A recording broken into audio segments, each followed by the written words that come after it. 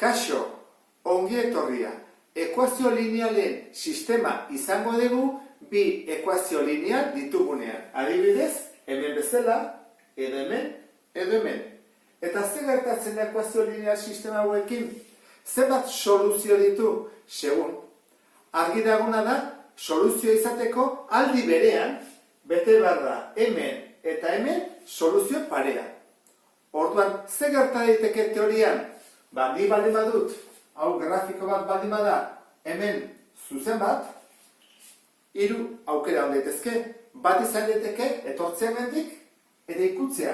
Orduan izango ditzake soluzio bakarra. Gerta daiteke baita ere, horrela joan beharrean, joatea paraleloa. Orduan, paraleloa joaten badira, zesan edu paraleloaren definizioak ez direla inoz elkartuko. Orduan, soluziorik gabea ongo litzake. Ez dira argo elkartzen. Eta beste aukera bat da, ekuazio bat lineala hemen egotea, eta hortik ere justu pasatzea. Orduan, zeba soluzio daude denak, baten soluzioak eta bestearenak berdinak direlako. Bi ekuazioak berdinak direlako. Orduan, hiru aukera daude. Edo soluzio bakarra, soluziorik ez izatea, edo infinito soluzio. Grafikoa marraztu dut, taulak ere bai, eta ikusi duzun bezala, iak nahiko handiak dira, konparatuz isarekin. Zergatik?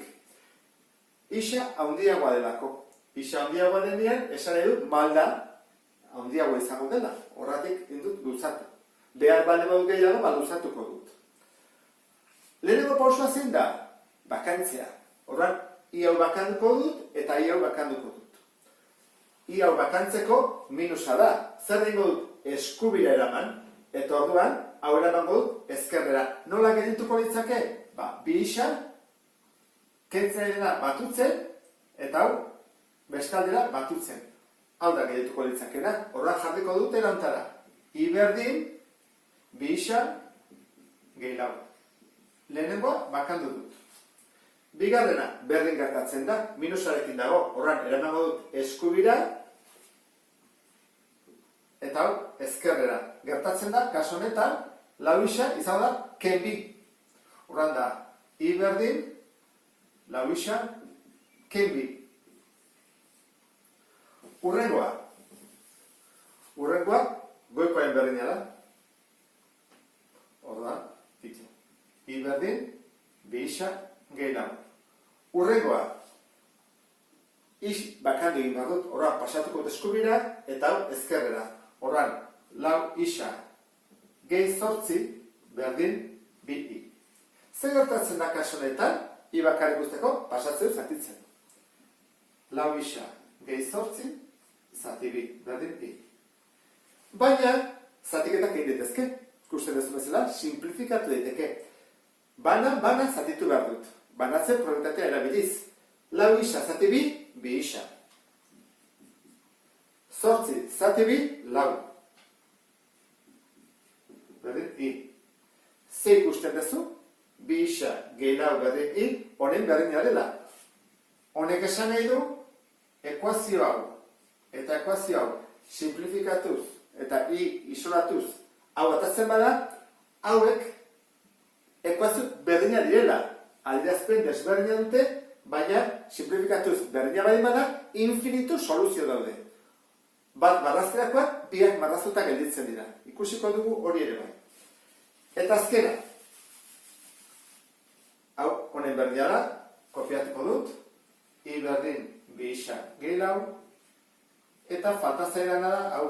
Horran, hau, eskubiraren bate bat dut. Eta hau, ezkerreko atalera, gehi bat, hola izango ditzake. I berdin, bi isa, gehi bat. Bakandu ondoren, urrengoa erabakia da, isari ze balio eman. Adibidez, eman dezakegu, minus batetik hasita. Minus bat, 0, bat, bi, iru. Minus bat, 0, bat, bi, iru. Minus bat, 0, bat, bi, iru. Hasiko gehan lehenengoarekin. I berdin. Bi bider, minus bat, esan dugulako isak minus bat balio behar duela, gehi lau. Hau zen bada, bi bider minus bat, minus bi, gehi lau, bi oso. Urrengoa, 0-kin. Bi bider 0, 0, horran lau da, ezta? Urrengoa, I berdin, bi bider zenbat, bat. Gehi lau, bi gehi lau, 6. Bueno, ja ulertu zu, ezta?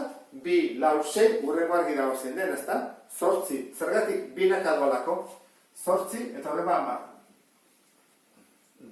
Bigarrenarekin hasiko gera, I berdin, lau, bider, isa, minus bat da, ken, bi. Lau bider minus bat, biderketa egin behar delako lehenengo, minus lau. Horan, minus lau, ken bi da minus 6. Lehenengo da, minus 6. Urrengoa, I berdin, lau bider, 0, ken bi. Lau bider 0, 0, eta 0 ken bi, minus bi. Urrengoa, I berdin, lau bider, isa, bat. Ken, bi. Lau bider bat, lau, ken bi, bi. Bueno, uste dut ulertu ez ezta? Launak ari joan, lau gehiago, urrengo izango da, lau gehiago, egingo dut, ikusteko ala dela. Lau bider bi, ken bi.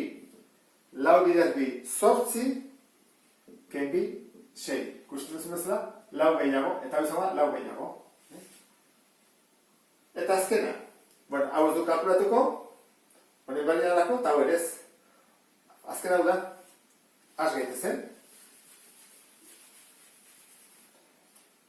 I berdin, bi bider, isa, esan dugu minus bat. Gehi bat.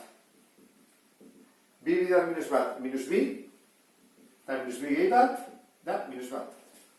Horran, hori da puntua. Ez soluzioa. Minus bat. Beste bat egingo dugu. I berdin, bi bider, isa, dela 0, gehi bat. Bi bider 0, 0, gehi bat, bat. Bat. Binak adoa, Argi da gurreko zein den, ezta? Ustot kalkulatuko duzula.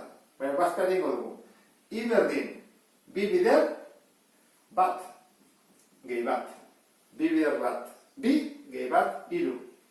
Ikusi duzu ezta? Bi gehiago. Binaka doa. Positiboa da, binaka. Bale bazte negatiboa, beraka joango litzake. Goraka doa. Bat, iru, urrengoa, bost, eta urrengoa, 7. Taula bete dugu. Ulertu behar duguna da, eta ondo ulertu, taula hau norena den. Taula hau, da, onena,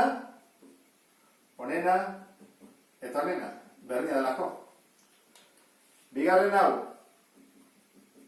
ulertzeko hau onena da, eta beste hori jarriko dut adibidez borobintxo bat, azkenekoa onena da. Horren, zuzena adierazteko puntuak definitu behar ditugu grafiko honetan.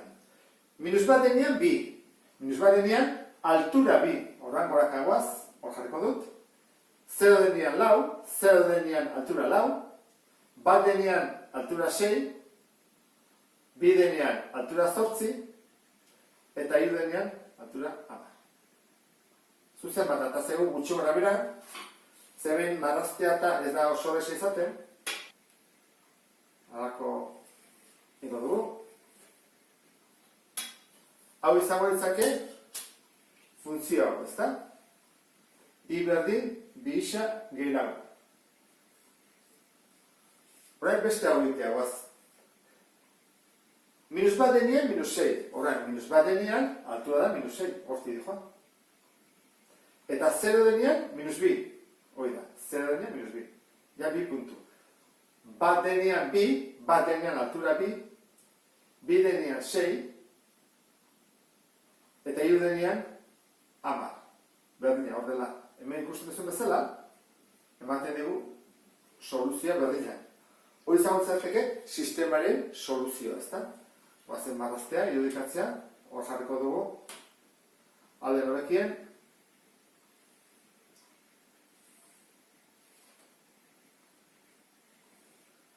Bueno, zuzen dut, puntuak, hobeto jarriko ditut. Eta ikusten duzun bezala, bi linea edo zuzenak puntu hontan elkartzen dira. Gero jarret duten dute biak. Baina puntu bat dago, horrek esan du soluzio bakarra dagoela. Eta fantasiago beste hau irudikatzea, ea ze gertatzen den. Minus bat denean, minus bat. Minus bat denean, minus bat hor da. Zero denean, altura bat. Zero denean, altura da bat. Eta bat denean, hiru. Bat denean, hiru. Eta bi denean, bost. Bi denean, bost. Eta hiru denean, zazpi. Hasten bagera elkartzen, bazen ikustea, ze gertatzen den.